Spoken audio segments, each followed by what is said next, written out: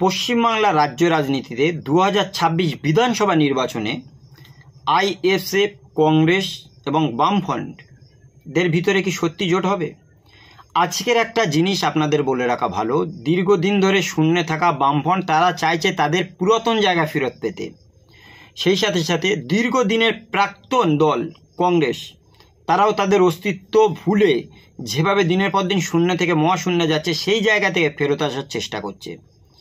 তার জন্য আমরা দেখেছিলাম কংগ্রেসের প্রদেশ কংগ্রেস সভাপতি শুভঙ্কর হালদার, তিনি বলেছিলেন যে না, আমরা জোট করব না, আমরা 294টা সিট সমস্ত জায়গা প্রার্থী দেব। কিন্তু আজ আবার আমরা দেখতে পাচ্ছি বিমান বসু তিনি বলছেন যে না, বামফ্রন্টের সঙ্গে আইএসএফের আমরা জোট করাবো বা জোট করছি, এরকম একটা আশ্বাস দিয়েছে। মোহাম্মদ সেলিম তিনি কনফারেন্স করে বলেছেন যে আগামী দিন কিভাবে বামফ্রন্ট তার ভোটগুলো ফেরত আনবে বা রাজ্যে ক্ষমতায় আসবে, মানুষদের যেভাবে দুর্নীতি হয়েছে, যেভাবে প্রবলেমগুলো রয়েছে সেইগুলো বিষয় নিয়ে মানুষদের সামনে যাওয়া হবে। তাহলে একটা জোটের আশা দেখা যাচ্ছে। বিশেষ করে শুভঙ্কর সরকার তিনি যদিও বিরুদ্ধাচারণ করে, কিন্তু অতীতের যে প্রদেশ কংগ্রেস সভাপতি অধীর রঞ্জন চৌধুরী ছিল, তিনি কিন্তু এইবারে প্রকাশ্যে আইএসএফ এবং বামফ্রন্টের সঙ্গে জোট করার পক্ষে এসেছেন।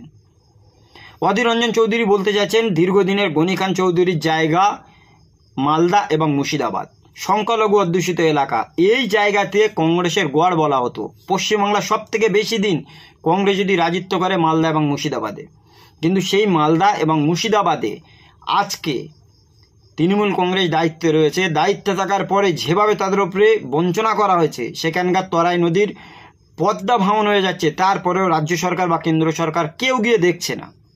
সেই সাথে সাথে অধীর রঞ্জন চৌধুরী বলছে এইখানে মালদা মুর্শিদাবাদের দীর্ঘদিনের প্রবলেম, এখানকার মানুষরা সব থেকে বেশি পরিযায়ী শ্রমিক, কেউ বা হরিয়ানা, রাজস্থান, পাঞ্জাব, দিল্লি, গুজরাটের মতো জায়গায় গিয়ে পরিযায়ী শ্রমিকের কাজ করে।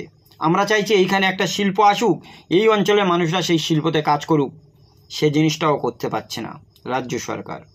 তার সাথে তিনি বলছে এখান থেকে বিনি শ্রমিকরা যেভাবে বিনি বাঁধে, এখানকার খলিলুর রহমান এমপি তিনি একজন বিনি ভীষণ বড় ব্যবসায়ী, মানুষদেরকে ন্যায্য মজুরি দিতে পারছে না।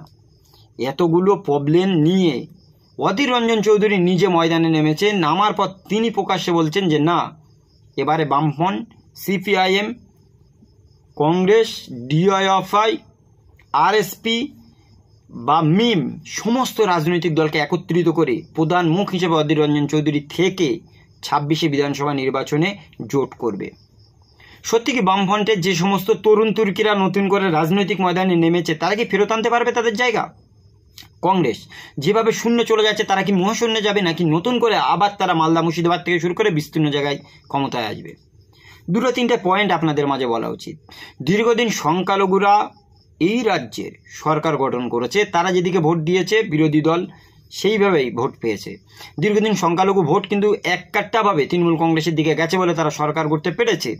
কিন্তু নতুন করে আইএসএফ, ইন্ডিয়ান সেকুলার ফ্রন্ট যখন তৈরি হয়েছে, মুসলিমদের বিভিন্ন প্রবলেম, বঞ্চনা বা মুসলিমদের কিভাবে দিনের পর দিন নিম্ন শ্রেণীতে তৈরি করা হচ্ছে সেই বিষয়গুলো নিয়ে আব্বাস নওশাদরা যখন বক্তব্য দিচ্ছে, মুসলিম জনগোষ্ঠীর ভেতর থেকে কিছু সংখ্যক মানুষ কিন্তু তাদের দলের দিকে ঢুলছে।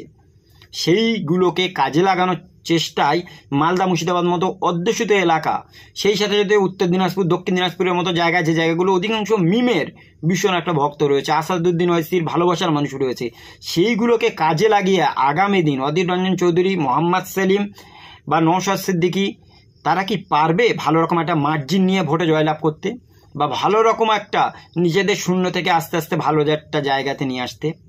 এটা এখন সব থেকে বেশি দেখার। আমরা জানি 2021 বিধানসভা নির্বাচনে তিনটে রাজনৈতিক দল যখন জোট করেছিল, করার পরেও উত্তর দিনাজপুর, দক্ষিণ দিনাজপুর ও মালদার বিস্তীর্ণ জায়গা মিম থেকে আসাদুদ্দিন ওয়াইসি অনলি ফর 2 থেকে 3 সপ্তাহ আগে এসে সেখানে প্রার্থী দিয়েছিল। মালদার ইটাহার থেকে শুরু করে বিস্তীর্ণ জায়গা আমরা দেখেছিলাম, তাতে কিন্তু খুব ভালো রকম ফলাফল তিনি করতে পারেনি। তিনিও চাইছেন একটা রাজনৈতিক দলের সঙ্গে তিনি ফোন করুক, বড় রকম 3-4টে রাজনৈতিক দল এবং জোট করে তিনি সাপোর্ট দিয়ে এই রাজ্যে ভালো রকমভাবে একটা লড়াই হোক। সেই সাথে সাথে 2021 বিধানসভা নির্বাচনে যে জিনিসগুলো ভুল করেছিল বামেরা, বিশেষ করে কংগ্রেসের সঙ্গে আইএসএফের একটা দূরত্ব ছিল, সেটা আমরা ব্রিগেডের জনসভাতেও দেখেছিলাম। অধীর রঞ্জন চৌধুরী যখন বক্তব্য দিচ্ছিল, আব্বাস সিদ্দিকী সাহেব সেখানে যখন গিয়েছিল, মোহাম্মদ সেলিম ডাইরেক্ট বললেন, বিমান বসু বলেছিলেন যে দেখুন আপনি কিছুক্ষণ বন্ধ রাখুন, আব্বাস সিদ্দিকী বলবে, তারপর অধীর রঞ্জন চৌধুরী কথা বলবে। অধীর রঞ্জন চৌধুরী এই কথাটা পুরোপুরিভাবে ক্ষিপ্ত হয়েছিল যে আইএসএফ দুদিনের দল, মাত্র 3 মাস মতো তাদের বয়স, তাদেরকে যদি এত বাহবা দেওয়া হয়, দীর্ঘদিনের কংগ্রেস দল, তাদেরকে ইনসাল্ট করা হচ্ছে। আমার মতো একজন নেতা, আমি কথা বলছি, আমাকে বন্ধ করে দিতে হবে, তারপর আব্বাস সিদ্দিক বললো তারপর আমি কথা বলবো। এরকম জায়গাতে একটা ফাটল ধরেছিল কংগ্রেস এবং আইএসএফের ভিতরে। তাতে দেখেছিলাম বহু সংখ্যক জায়গা মালদা এবং মুর্শিদাবাদে যে জায়গাগুলোতে কংগ্রেসরা প্রার্থী দিয়েছিল, সেই জায়গায় কিন্তু আব্বাস সিদ্দিকীর আইএসএফ গিয়েও কংগ্রেসের জায়গাতে প্রার্থী দিয়েছিল।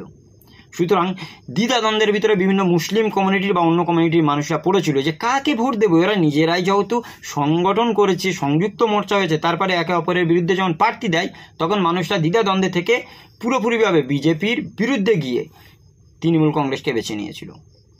সুতরাং নতুন করে কি আইএসএফ, কংগ্রেস, বামফ্রন্ট, মিম বা ছোট্ট ছোট যে সমস্ত রাজনৈতিক দলরা রয়েছে, অরাজনৈতিক স্বেচ্ছাসেবী সংগঠন রয়েছে, তারা কি পারবে নতুন করে তাদের ভোটগুলো ফিরিয়ে আনতে?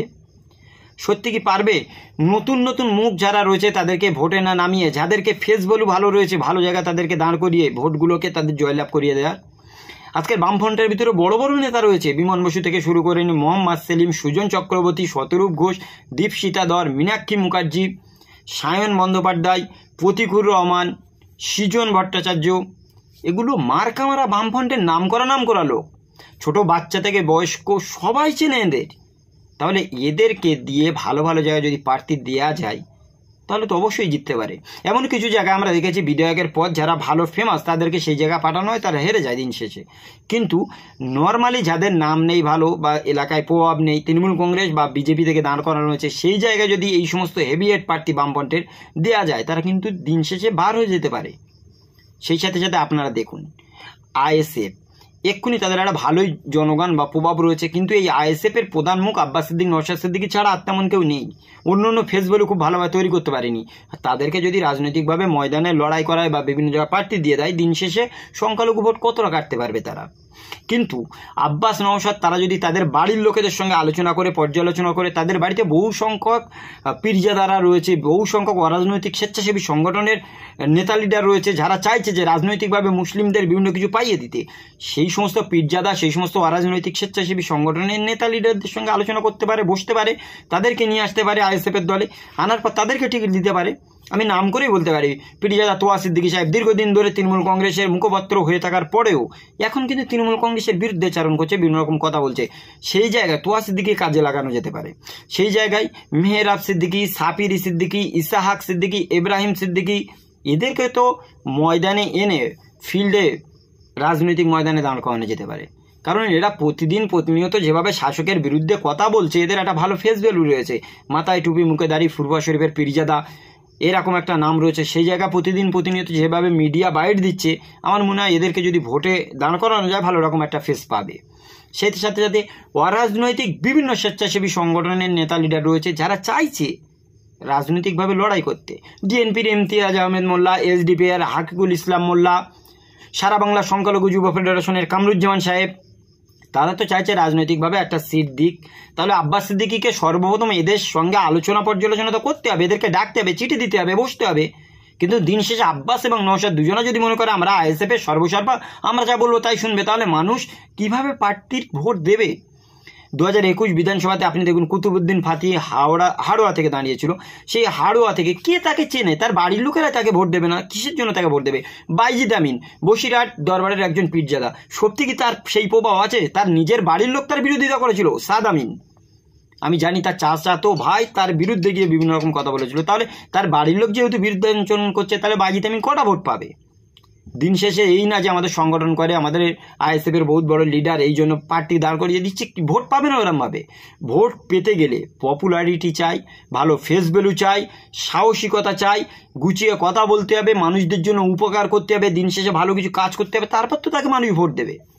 তা না করে আপনি মনে করছেন যে আমার শালা হয়, আমার সংগঠনের দীর্ঘদিনের একটা লড়াকু নেতা, সেই জন্য দাঁড় করাচ্ছি, তাহলে কিন্তু ভোট পাবে না। As it is same situation আমরা কিন্তু ক্যানিং পূর্বেও দেখেছিলাম, তখন শওকত মোল্লার বিপক্ষে শাহাবুদ্দিন সিরাজি, শওকত মোল্লার বিপক্ষে শাহাবুদ্দিন সিরাজি, যেখানে শওকত মোল্লা একটা হেভিওয়েট, পশ্চিমবাংলায় যতগুলো তৃণমূল কংগ্রেসের নেতা লিডার রয়েছে তাদের ভিতরে ফার্স্ট ক্যাটাগরি, সব থেকে ফেমাস যদি কেউ বলে তাহলে শওকত মোল্লার নামটা উল্লেখ করে। কিন্তু সেই শওকত মোল্লার বিপক্ষে প্রার্থী করেছে শাহাবুদ্দিন সিরাজি। কে শাহাবুদ্দিন সিরাজি? দিন শেষে কেউ তাকে চিনত? তাহলে বুঝতে হবে প্রার্থী করতে গেলে হেভিওয়েট দরকার।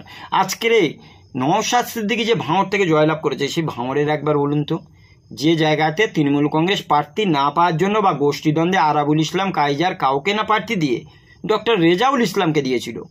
রেজাউল ইসলাম ভাঙড়ের একজনও চেনে না কে রেজাউল ইসলাম। যখন প্রার্থী দাঁড় করিয়েছে সোশ্যাল নেটওয়ার্কে যখন ফটো ছেড়েছে তখন বলছে কে, আমরা এদেরকে চিনি না। তাহলে দিন শেষে সে কি নওশাদের কাছে জিততে পেরেছে? পারেনি। তাহলে এই জায়গায় বুঝতে হবে যে কোনো প্রার্থী দাঁড় করাতে গেলে ভালো রকম হেভিওয়েট ফেস ভ্যালু দিন শেষে ভালো রকম কিছু কাজ করেছে তাদেরকে প্রার্থী দিতে হবে, তাহলে কিন্তু একটা পপুলারিটি পাওয়া যাবে। সেই সাথে সংখ্যালঘু অধ্যুষিত এলাকায় যেখানে আইএসএফের ভালো প্রভাব আছে তাদেরকে আমরা সিট ছেড়ে দেবো, সে যে ইচ্ছা তাকে দাঁড় করিয়ে দেবে, এই জায়গাটা যদি আছে তাহলে কিন্তু আগামী দিন ফের বামপন্থ, কংগ্রেস এবং আইএসএফ তিনজনের ভরাডুবি হবে। ভালো কিছু জায়গা রয়েছে যে জায়গাগুলো মানুষ চাইছে যে বিরোধী হোক বা বিরোধীভাবে আমরা ভোট দিই, তাহলে সেই জায়গায় হেভিওয়েট কন্টেস্ট করার মতো, ভোট দেওয়ার মতো একটা রুচিশীল প্রার্থী, মিনিমাম যাদেরকে চেনে মানুষ সেরকম প্রার্থী যদি হয় তাহলে কিন্তু একটা ভালো পপুলারিটির লড়াই বা ফাইট মানুষ দেখতে পাবে। কিন্তু দিন শেষে আইএসএফ যদি মনে করে আমাদের যে কটা সিট আমরা যাকে হেজো যাকে ইচ্ছা দিতে পারি, আমাদের 10 লাখ 12 লাখ টাকা দিতে হবে, আমরা টিকিট দিয়ে দেবো, তাহলে কিন্তু ওই দিন শেষে বেকার হয়ে যাবে। সুতরাং আগামী দিন আমরা চাই পশ্চিমবাংলার রাজ্য রাজনীতিতে বামফ্রন্ট, কংগ্রেস, আইএসএফ, মিম, ডিএনপি, এসডিপিআই, সারা বাংলা সংখ্যালঘু যুব ফেডারেশন, এরকম করে যত রাজনৈতিক অরাজনৈতিক স্বেচ্ছাসেবী সংগঠন সদরকে একত্রিত করে আলোচনা পর্যালোচনা করে একটা ভালো রকমভাবে ভোটের লড়াই করা যেতে পারে। উত্তরবঙ্গ থেকে শুরু করে দক্ষিণবঙ্গের বিস্তীর্ণ এলাকায় প্রার্থী দেওয়ার জায়গা রয়েছে। 294টা প্রার্থী দরকার। 294টা হেভিওয়েট প্রার্থী যদি দেওয়া যায় তাহলে আগামী দিনে একটা ভালো রকম ফাইট দেখা যেতে পারে। এই সম্পর্কে আপনারা কি মনে করেন? আপনাদের মূল্যবান মতামত অবশ্যই জানাবেন। আজকের এই ভিডিওটি এই পর্যন্তই, দেখা হবে অন্য কোনো দিন অন্য কোনো টপিকে। সকলে ভালো থাকুন, সুস্থ থাকুন। Thank you.